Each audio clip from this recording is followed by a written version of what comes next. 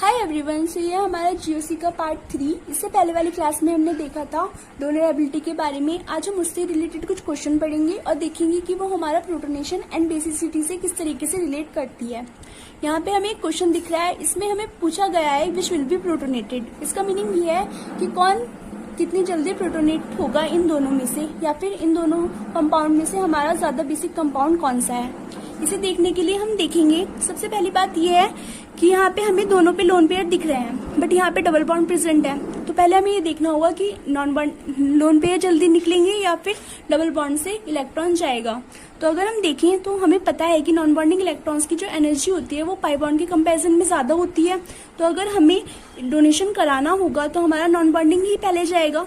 ये हमने पहली क्लास में देखा था ना कि एनर्जी का जो ऑर्डर होता है वो नॉन बॉन्डिंग का सबसे ज्यादा, देन पाई, देन सिग्मा। और हमें पता है कि डोनेशन के लिए हमें HOMO चाहिए होता है, वो भी हायर एनर्जी का, और हमारे नॉन बॉन्डिंग की एनर्जी जो होती है वो ज्यादा होती है। तो ये तो बात कंफर्म होगी कि जो हमारा इलेक्ट्रॉन का डोनेशन होगा वो यहाँ से लोन पेयर से ही होगा।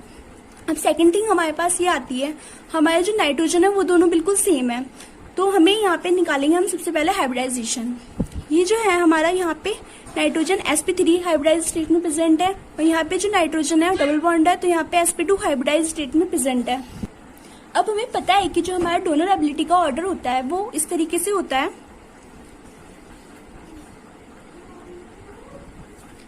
sp3 सबसे पहले डोनेट करता है, देन sp2, देन sp। तो अगर हम यहाँ पे देखें तो यहाँ पे हमारा sp3 हाइब्रिडाइज है और यहाँ पे हमारा sp2 हाइब्रिडाइज है। तो सबसे पहले जो इलेक्ट्रॉन देगा वो कौन देगा, यहाँ sp3 वाला देगा। तो हमारा कुछ प्रोटोनेशन इस टाइप से होगा। रिएक्शन लिखे तो हम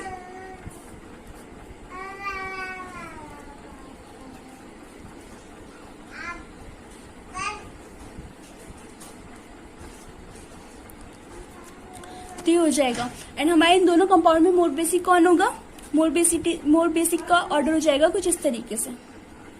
अब ये हमारे पास एक सेकंड क्वेश्चन प्रेजेंट है। इसमें हमें पता है कि हमारे पास नाइट्रोजन पे भी लोन पेयर प्रेजेंट है और जो ऑक्सीजन है उस पर भी लोन पेयर प्रेजेंट होता है। अगर हम फर्स्ट साइड में देखें तो हमें ये लगेगा कि जो हमारा ऑक्सीजन है वो ज्यादा इलेक्ट्रोनेगेटिव होता है इन कंपेरिजन टू नाइट्रोजन। तो जो हमारा सबसे पहले डोनेशन होगा वो नाइट्रोजन ही देगा। लेकिन यहाँ पे हमारा सेकेंड कॉन्सेप्ट यूज होगा, वो जो कि हमने पहली क्लास में पढ़ा था। उसमें क्या था कि अगर हमारे किसी एटम के ऊपर लोन पेयर प्रेजेंट है तो वो अपने एडजेसेंट एटम के साथ कॉन्जुगेशन में जा सकता है या डिलोकलाइज्ड हो सकता है, तो वो वहाँ पे डिलोकलाइज्ड होंगे ही, लोकलाइज नहीं रहेंगे। तो अगर वो वहाँ पे लोकलाइज्ड ही नहीं रहेंगे, किसी और के साथ कॉन्जुगेशन में इन्वॉल्व है, तो वो डोनेशन के लिए भी अवेलेबल नहीं होंगे। इसी तरीके से देखते हैं ये वाला क्वेश्चन। तो जो हमारा नाइट्रोजन है उस पर लोन पेयर प्रेजेंट है, वो यहाँ पे कुछ इस तरीके से मूव कर सकते हैं। ये डबल बॉन्ड यहाँ पे मूव कर जाएगा, ये हमने मोस्टली क्वेश्चन में देखा होता है। तो ये यहाँ पे हमारे नाइट्रोजन के जो इलेक्ट्रॉन्स हैं वो प्रेजेंट ही नहीं है डोनेशन के लिए। तो आगे क्या बनेगा हमारा RCO negative and positive H। अब अगर यहाँ पे हम प्रोटोनेशन कराएं तो प्रोटोनेशन कुछ इस तरीके से होगा, RCOH double bond N positive HH। ठीक है। इसी तरीके से एक हमारे पास थर्ड क्वेश्चन है।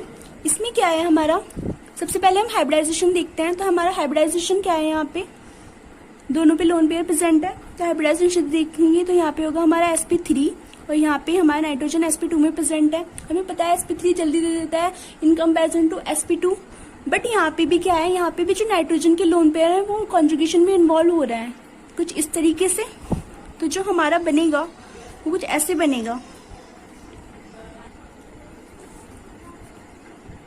ये डबल बॉन्ड हो जाएगा, ये दिए हैं इसने अपने लोन पेयर, तो यहाँ पे पॉजिटिव चार्ज हो जाएगा, यहाँ पे N और यहाँ पे आ जाएगा नेगेटिव चार्ज। अब अगर यहाँ पे हम प्रोटोनेशन कराएं तो कुछ इस तरीके से होगा, RC नेगेटिव चार्ज के पास जाएगा, पॉजिटिव चार्ज है तो NH2 एंड यहाँ बनेगा हमारा N पॉजिटिव H2।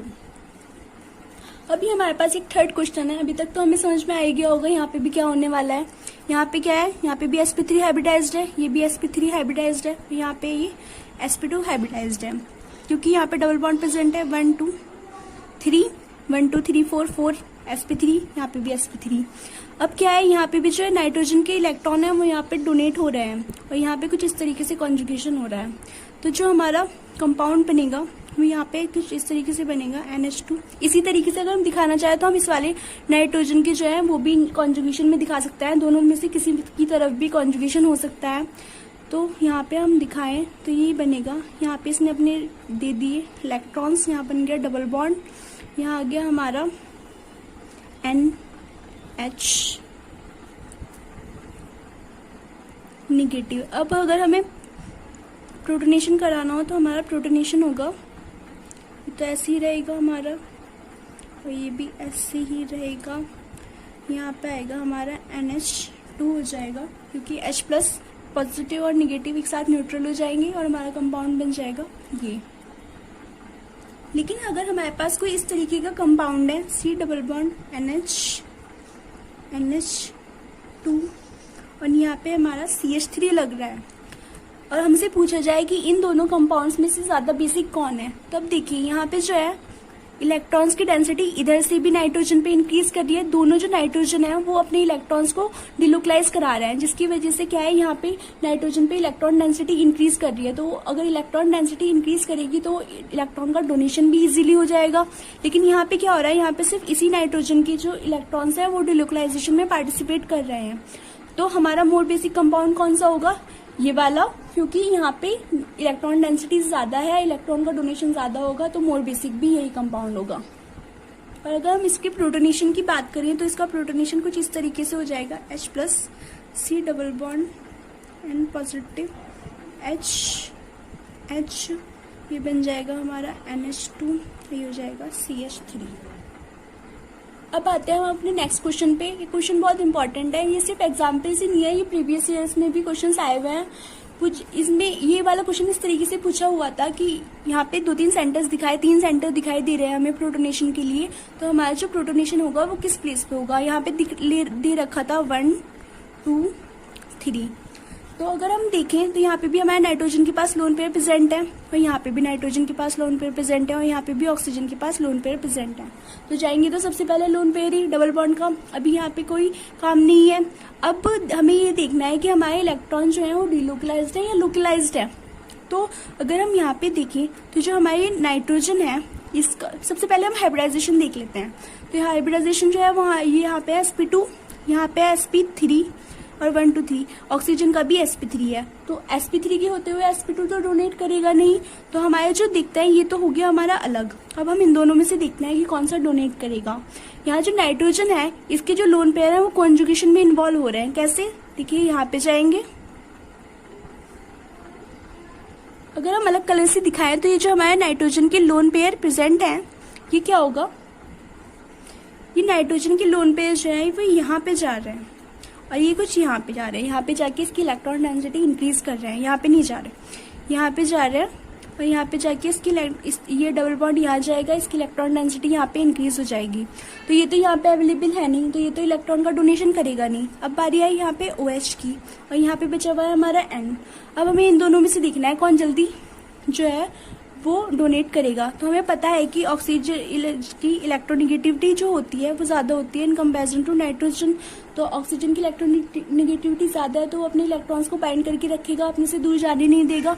तो यहाँ तो प्रोटोनेशन होगा नहीं, प्रोटोनेशन होगा यहाँ पर। अब देखिए कुछ इस तरीके से बनेगा ये,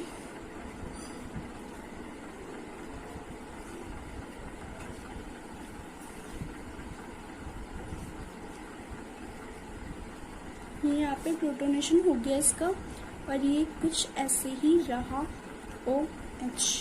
अब आप कहोगे मैम यहाँ पे sp2 हाइब्रिडाइजर और यहाँ पे sp3 हाइब्रिडाइजर, फिर भी हमारे sp2 वाले ने क्यों दिया। तो इसका रीजन ये है कि इसी वाला पॉजिटिव चार्ज आने की वजह से यहाँ पे, और ये पॉजिटिव चार्ज भी डिलोकलाइज करता है और यहाँ पे रेजोनेटिंग स्ट्रक्चर बनती है। अगर मैं आपको इसकी रेजोनेटिंग स्ट्रक्चर बना के दिखाऊं तो ये कुछ इस तरीके से बन जाएगी। यहाँ पे हो जाएगा हमारा NH, और जो ये है ये पॉजिटिव चार्ज यहाँ पे जाएगा, ये यहाँ जाएगा, तो ये यहाँ पे हो जाएगा, यहाँ पे हमारा यहाँ पे हो जाएगा हमारा, एंड ये आगे जाएगा कुछ इस तरीके से, N पे आएगा हमारा पॉजिटिव चार्ज और ये होगा OH। तो हमारी जब रेजोनेटिंग स्ट्रक्चर बन रही होती है तो हमारे सिस्टम को स्टेबिलिटी मिलती है। तो इस वजह से हमारा जो प्रोटोनेशन होगा वो यहाँ पर होगा। ये हमारा नेक्स्ट क्वेश्चन। सबसे पहले हम निकाल लेते हैं अपना हाइब्रिडाइजेशन।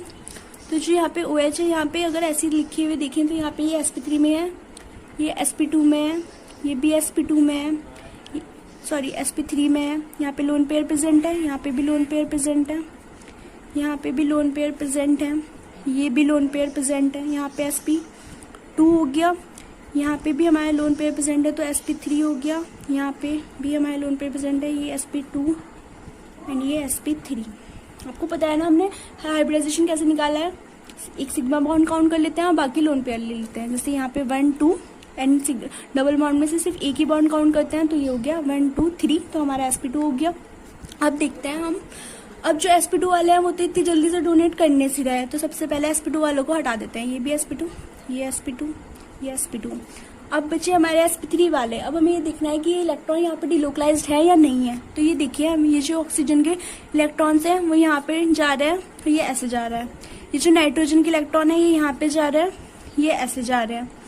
अब जो है ये वाले ऑक्सीजन के इलेक्ट्रॉन है, सॉरी ये वाले जो है ये ऐसे जा रहे हैं और ये ऐसे मूव कर रहे हैं। तो क्या बचा, ये हो गया। सिर्फ एक ये वाला है जो हमारे इलेक्ट्रॉन्स लोकलाइज्ड है। अब हमें एक चीज और दिखनी है, जब ये यहाँ पे लोकलाइज्ड हो गए तो हमारा कुछ इस तरीके से बन गया O नेगेटिव, यहाँ पे भी कुछ इस तरीके से बन गया O नेगेटिव, और यहाँ पे भी कुछ इस तरीके से बन गया O नेगेटिव। अगर हम अब हमें इन चारों में कंपेयर करना हो तो हमें पता है कि जो ऑक्सीजन की इलेक्ट्रोनेगेटिविटी होती है वो ज्यादा होती है in comparison to nitrogen. Nitrogen जो है वो ऑक्सीजन के कंपेरिजन में जल्दी डोनेट करता है। तो यहाँ एक बात ये भी है कि यहाँ पे sp3 हाइब्रिडाइज्ड है। सेकंड थिंग, इसकी जो इलेक्ट्रॉन्स हैं वो लोकलाइज्ड है, डोनेशन के लिए अवेलेबल है। एंड नंबर थर्ड, इसकी इलेक्ट्रोनेगेटिविटी भी ऑक्सीजन से कम है। तो जो हमारा प्रोटोनेशन होगा वो यहीं पे होगा और ये कुछ इस तरीके से बन जाएगा, N positive H2 and H। तो अगर हमें कोई क्वेश्चन इसी तरीके से दिखता है प्रोटोनेशन करवाने के लिए या कुछ, तो हमें अगर सोचने के लिए एक ऑर्डर तैयार करें तो हम लिख सकते हैं कि हमारा जो ऑर्डर ऑफ थिंकिंग होना चाहिए, उसके लिए सबसे पहले हम देखेंगे हाइब्रिडाइजेशन। हाइब्रिडाइजेशन ऐसे दिखेंगे क्योंकि हमें पता है कि sp3 जो है सबसे जल्दी डोनेट करता है, देन sp2, देन sp। तो अगर हमें sp3 और sp2 हाइब्रिडाइज्ड दिख रहे हैं तो सबसे पहले हमें पता होगा कि sp3 जो है जो जल्दी डोनेट करेगा। सेकंड, हमें देखना है nature of electron. Nature of electron हम कैसे देखेंगे, ये देखना है हमें कि इलेक्ट्रॉन लोकलाइज्ड है या डिलोकलाइज्ड है। अगर वो डिलोकलाइज्ड हो रहा है या फिर कॉन्जुगेशन में इन्वॉल्व है तो क्या होगा, वो अपने इलेक्ट्रॉन्स किसी और के साथ पार्टिसिपेट कर रहा है, मतलब वो अपने इलेक्ट्रॉन्स को उसके इलेक्ट्रॉन्स की जगह पे प्रेजेंट नहीं है, डोनेशन के लिए अवेलेबल नहीं है, तो वो इजीली हमें डोनेट नहीं कर सकता। तो हमारा जो नेचर ऑफ इलेक्ट्रॉन में क्या होगा, जो हमारा डिलोकलाइजेशन ऑफ इलेक्ट्रॉन है वो इनवर्सली प्रोपोर्शनल हो जाएगा हमारे डोनर एबिलिटी के।